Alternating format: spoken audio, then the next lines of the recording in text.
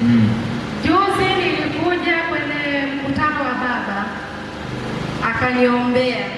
Shida yangu ilikuwa ni kupata mtoto, shida ya kwanza. Shida ya pili, na ndugu zangu watatu wanaumwa. Mmoja alisha paralyze, mmoja ana kansa ya koo, mmoja naye ni mgonjwa mwili yote. Lakini nashukuru Mungu, leo majira saa 9 wakati najiandaa kuja, nikampigia simu mama yangu yupo Mwanza. Nikamwambia, mama, kaka yangu anaendeleaje aliyepooza? Akaniambia sasa hivi toka jana anaweza kutoka nje.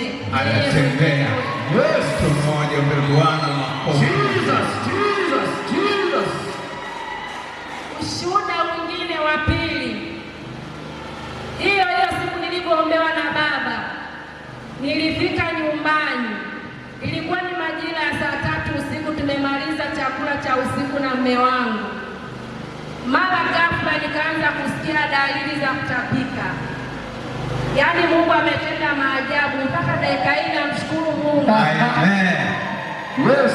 Jamani, nani ametenda? Yes. Nani ametenda?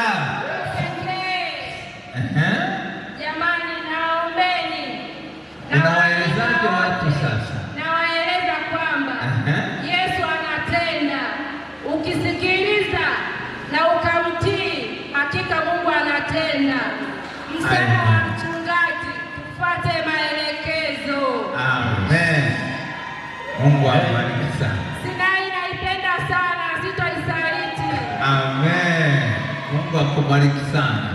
Mlima wa maombi na maombezi una majibu. Yes. Mtu mmoja aseme una majibu. Una majibu.